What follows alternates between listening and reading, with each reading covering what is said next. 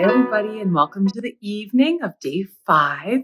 I just got home from my son's soccer game where he scored 4 goals. Woohoo! It was pretty fun to watch. So let's have a look and check out how our starters are doing. I'm going to wash out my starter containers tonight.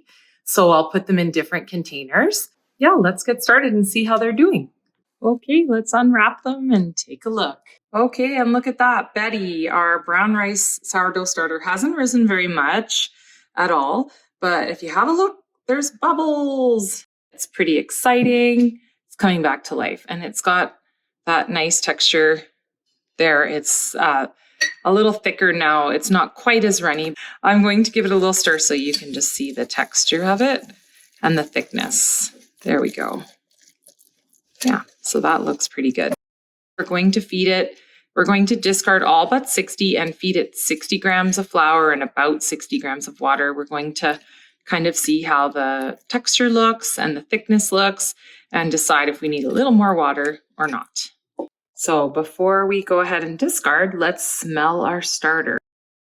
What do you think it smells like, Ella?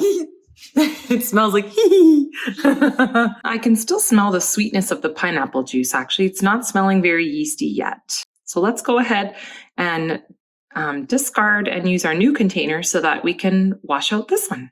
Okay, so this is a great time if you want to give your container a clean to switch containers. So we're just going to weigh this container and again, write it on the bottom. It's 120 grams. I thought I was filming here, but unfortunately I wasn't. So here is a clip of what I did with my sorghum starter. This is a lot easier at this point because we can just tear it and add our 60 grams of starter. This way you can give your other container a nice wash, but remember, only use hot water and no soap because the soap will kill your precious microorganisms. So we'll add our 60 grams of water and remember to tear your scale first, and then our 60 grams of brown rice flour. So I just thought I was filming, but I wasn't. So I just added 60 grams of starter and 60 grams of flour, 60 grams of water.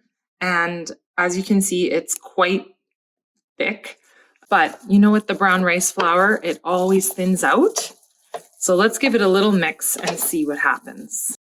You want to mix your brown rice starter for at least 2 minutes every time you feed it. And it's almost like magic.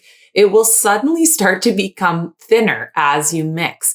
If it's still too thick after mixing for at least 2 minutes, then you can add a little tiny bit more water at a time. And you can see there, it does jiggle, but it seems a little thick. So this was kind of up to me whether I wanted to add a gram or 2 more water. And I decided I would try it out. But if you had left it at the consistency that it was also okay. So just kind of use your intuition and see what works for you. You want it to be this nice thick paste and you want it to pass the jiggle test where you jiggle your container and it wiggles on the top.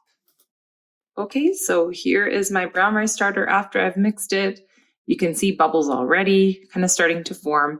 Now we just need to put our elastic back on and put it to the right height. So you don't have to change containers. You don't have to clean your container. I just like to. I like to be able to see what's happening. So then let's scrape down our sides, making sure the elastic is at the right height. Cover it up. So I'm just going to place the lid on like this to make it airtight and then put it in a nice warm place. And of course, because I have a new container, I'm going to have to label it as well because I have 3 starters going. And you might actually have more than 1 starter going at once because you might want to start one, for example, with brown rice flour and one with sorghum flour, just to give the different flavors. You may want to mix one, but at this point, you should probably just be starting with one. And see how it goes. So remember, you can bake with your discard now. I've put lots of ideas in the post below, so check it out and don't throw out your discard. I'm just dying to know, how's your starter looking on day 5? Whether you started with us on April 1st or not, I'd still love to see a picture. We'll feed our starters first thing in the morning. Have a wonderful, deep, peaceful sleep. Good night.